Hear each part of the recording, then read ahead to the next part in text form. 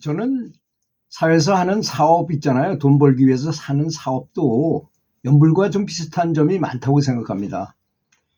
먼저 사업을 하기 전에는 그 상권 분석을 정확하게 해야 되고, 그래서 이제 연불하시는 분이라면 아주 진심을 다해서 연불을 쫙 이렇게 하다 보면 평상시에 사람이 어떤 뇌만 작동이 되냐면요, 왼쪽 뇌만 작동이 돼요.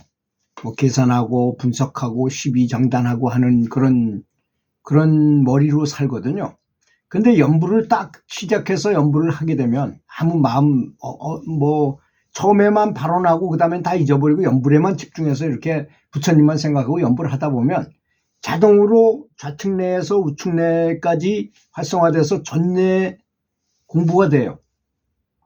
그러면 또 게다가 부처님은 자비심이거든요. 우리 불성, 우리의 자성불의 본성이 바로 사랑과 자비입니다. 그래서 각 성인들이 하신 말씀을 들어보면 다 예수님은 사랑, 공자님은 인이나 사랑이나 또 이 소크라테스는 아가페적인 사랑, 그 다음에 부처님은 자비, 너무 커서 대자대비라고 하셨어요. 이게 다 같은 뜻 아니겠습니까? 시대와 언어만 또 상황만 다를 뿐이지 다 같은 걸. 왜 그러느냐? 진리가 어떻게 둘일 수 있겠습니까? 우리 사람의 본성이 원래 사랑과 자비이기 때문입니다. 이걸 증명하기 위해서는 임사체험했던 사람들의 얘기를 많이 들어보면 알 수 있어요. 임사체험했던 사람들의 얘기를 이렇게 자세히 들어보면 내 영체가 내 몸에서 빠져나가 어떤 이유로 해서 죽었어요. 영체가 빠져나갔어. 나가보니까 우리가 지금 이렇게 감옥 속에 들어있는 거나 마찬가지라는 거 우리는 몰라요. 그렇게 살아왔기 때문에. 그래서 죽으면 겁만 나는 거야. 무조건 나가면 큰일 나는구나. 세상이 끝나는구나. 이렇게 생각한다는 것입니다. 그래서 선지식들은 다 그렇게 말하잖아요. 죽으면 그냥 옷을 갈아입을 뿐이고 죽음이라는 게 그렇게 걱정되는 게 아니다. 사실은. 오히려. 근데 일부러 죽는 자살은 큰일이다. 그거는 망고에 큰 죄를 짓는 것이다. 내가 키우던 강아지를 아주 이뻐했는데 이 강아지가 지가 스스로 목숨을 끊을 수 있나요? 그들은 그렇게 안 합니다. 절대로. 인간만 그렇게 해요. 상황이 복잡하다고 스스로 판단해가지고 스스로 무덤을 파고 스스로 목숨을 끊는다 이겁니다. 그거는 소크라테스가 말하기를 엄청나게 나쁜 것이다. 가장 큰 죄를 짓는 것이다. 이렇게 말했어요. 사람의 몸을 받기가 그렇게 어려운데도 그렇게 한 것을 보면. 그래서 그렇게 연불을 할 아주 자비심을 가지고, 자비심은 또 우리 본성이 사랑이기 때문에 사랑 훈련을 해야 됩니다. 감사하는 훈련, 사랑하는 훈련, 자비심을 바라는 훈련을 해야 돼. 다 같은 말이죠, 사실은. 감사한 마음을 훈련해야 되는 것입니다. 아주 부처님에게 감사하면서 내 자성불에게 감사하면서 연불을 하다 보면 여기서 엑스터시가 터져요. 성관계 할 때보다 한 80배 정도 더 센 엑스터시가 터지고 아주 너무너무 행복합니다. 눈물이 막 나오고. 그래서 청화선사께서 수건 2장을 걸어놓고 연불하신 거라는 걸 아셔야 된다는 것입니다. 근데 연불하는데 내가 즐겁지 않고 연불을 괴롭다. 그런 분은 연불을 뭔가 잘못하고 있는 거라고 봐도 과언이 아닙니다. 그렇게 하다 보면 이 뇌가 행복 호르몬이 이제 행복한 생각, 자비심을 바라면서 연불을 하니까 당연히 행복 호르몬이 분비되겠죠? 그러면 이 뇌가 평상시 상태하고는 다른 상태에 가요. 그래서 저는 최적화 상태라고 표현을 했잖아요. 아주 최적화된 상태가 돼요.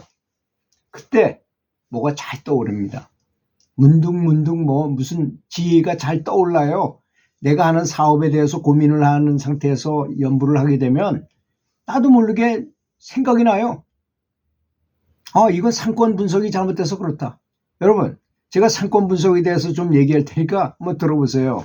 우리가 얼마나 상권을 정확하게 분석하고 했는지.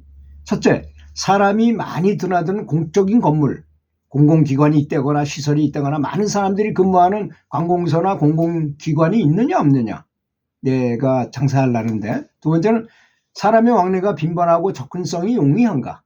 사람은 길 건너 하나만 있어도 길 때문에 저쪽에 사람이 더 안 가고 뭐 이런 것도 있어요. 그런 접근성이 용이한가? 다음에 점포의 입지 조건의 성장 잠재력은 얼마나 되는가? 이게 만약 잘 된다면 얼마나까지 잘 될 수 있는가, 잠재력. 그 다음에 다른 비슷한 점포가 입점할 가능성. 내가 잘 된다 소리 듣고 다른 사람들이 막 오면 내가 장사가 덜 되잖아요. 아무래도. 그럴 가능성은 있는가 없는가도 분석해야 되고. 내가 하는 장사처에 손님이 얼마나 오겠는가. 이런 것도 명확하게 분석해야 됩니다. 처음 장사라면 장사빨, 개업빨이라 해가지고 이거 한 3개월 동안은 그런 대로 아는 사람들이 와서 한 팔아주기 위해서 오고 뭐 그러기 때문에 3개월이 지나고 6개월이 지나야만 그때부터 정상적인 궤도에 진입해가지고 장사가 된다는 것을 알아야 될 것입니다. 또 비슷한 점포에 경쟁 점포 회피 전략은 있는가? 만약에 내가 잘 돼가지고 다른 사람들이 옆에다 차렸을 때 내가 어떻게 해야 될 것인가도 미리 생각해 놔야 된다는 것입니다. 7번째는 비싼 땅에 아주 작은 점포를 운영할 것인가 아니면 싼 땅에 아주 넓은 부지를 활용할 것인가도 생각해 봐야 되고 8번째 주변에 위치한 위력시설과 숙박시설이 있는지 없는지에 대해서도 연구해 봐야 될 것이고 내가 하려는 곳이 먹거리 상가인가 아닌가 이것도 알아봐야 되는 문제고 건물을 짓고 있는 시행사는 어떤 상태인가 이 건물을 잘못 들어가면 또 그대로 그냥 독박을 쓰는 경우도 있기 때문에 그런 거죠. 시행사가 건물을 짓는 사업체가 지나친 대출을 받고 있지 않는가? 내가 하는 사업의 승인은 제때 잘 나가겠는가? 어떤 사람은 잘 되고 있는데 건물이 그냥 경매로 넘어가 버려가지고 난 장사도 못하고 주인이 나가시오. 그러면 그건 나가버려야 되거든요. 그런 점도 잘 알아봐라 이런 얘기죠. 건물 착공에는 얼마나 시간이 걸리겠는가? 지금은 아니라도 명품 상가 가능성은 있겠는가? 주차 없이도 장사가 되는가? 주차 대수는 과연 얼마나 되는가? 이런 거. 주변의 지역 특성은 제대로 파악했는가? 영업 대상층 구조는 제대로 파악했는가? 내 점포로 이동하는 유동 인구수는 얼마나 되는가? 접근성과 이용률은 제대로 파악해 보았는가? 역세권인가 아닌가? 지하철, 버스 정류장, 터미널 등. 여러분, 지금 제가 말씀드린 거는 상권 분석하는 방법 20가지인 것입니다. 이건 인터넷에 나온 얘기예요. 제 블로그에도 지금 그거 보고 읽은 거거든요. 그래서 이런 걸 생각해 보면 우리가 너무 공부를 안 하고 그냥 대충 해가지고 이렇게 장사하는 그러니까 10집 하면 8집이 망하고 2집만 잘 되는 것입니다. 이런 걸 제대로 분석 안 해보기 때문에 그렇고 만약에 지금 내가 사업을 하고 있는데 잘 안 된다고 한다면 내가 기도를 해야 될 때 어떻게 기도해야 될까요? 이게 장사가 잘 안 된다고 하면 다 나의 업이라고 생각하는 것입니다. 장사가 잘 되는 사람도 보면 전생에 닦은 공덕이 많아가지고 저절로 막 그 사람 팔아주고 잘 돼요. 그런 것도 굉장히 많아요. 그럼 내가 전생에 쌓은 공덕이 없는데 장사를 잘 되게 하려면 어떻게 하겠습니까? 내가 업을 많이 정화하면서 공덕을 쌓는 연부를 하는 것입니다. 연부를 해서 부처님의 덕을 받는 게 아니라 나의 업을 없애고 공덕을 쌓는 거예요. 그런 공덕 때문에 사람들이 오게 되는 것입니다. 그걸 믿지 않는다면 부자가 아니라고 볼 수 있죠.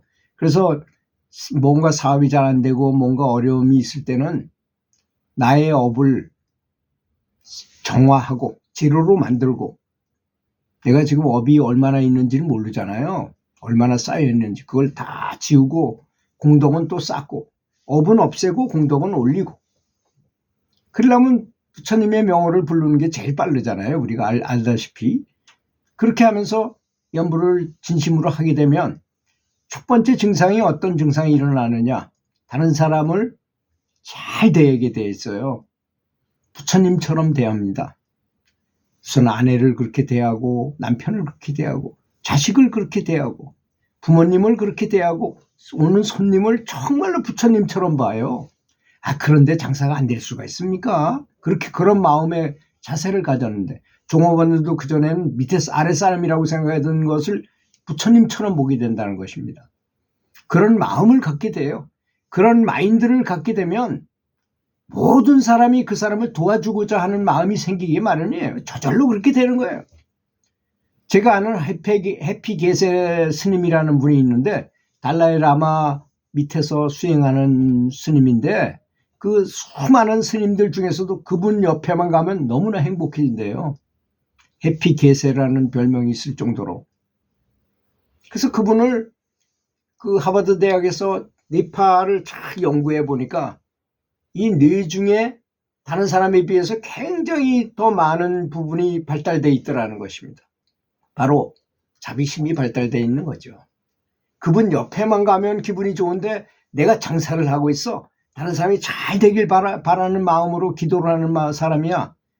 사람들이 오지 말라리도 와요. 또 음식도 최선을 다해서 할 거 아니겠습니까? 서비스도 최선을 다해서 하려고 그전에는 제일 싼 식재료를 갖다 썼다면 조금 더 좋은 거를 쓰면서 기도를 해요. 여러분, 염불을 하면 음식이 더 맛있어질 수 있나요? 없나요? 훨씬 더 맛있어질 수 있어요. 저는 엄청나게 실험 많이 해본 사람입니다. 중국 기공할 때 그런 방법이 있어요. 담배를 하나 딱 들고 담배를 가지고 이제 딱 주문을 겁니다. 이 맛이 없어져라. 그 담배는 한번 피워봐. 딱 피워보면 어휴 뭐 이렇게 식어. 담배 아주 나쁜 담배인데도 불구하고 그거를 아주 최고의 고급 담배로 만들어 딱 줘. 딱 피워보고 어우 담배 맛이 너무 좋다 이렇게 말을 하더라고요. 커피도 마찬가지입니다. 해보면 그렇게 돼요. 여러분 한번 실험해 보세요. 커피에다가 나쁜 커피든 좋은 커피든 갖다 놓고 나미아불탑을 탁 하고 이렇게 거기다 기도를 해보세요. 그 다음에 한번 다른 사람한테 실험을 해보세요. 아무 말 하지 말고 그냥 슬쩍 갖다 주고 커피 한잔 해봐. 틀림없이 어떤 현상이 일어날 것입니다. 밥을 할 때도 마찬가지예요. 염불을 하면서 아주 정성을 다해서 음식을 하면 엄청나게 달라집니다. 여기 그런 걸 모른다는 참 너무 진짜 뭘 모르는 게 너무 많은 거죠. 사실 기본 상식적인 문제인데도 불구하고 그렇다는 것입니다. 들어주셔서 감사합니다.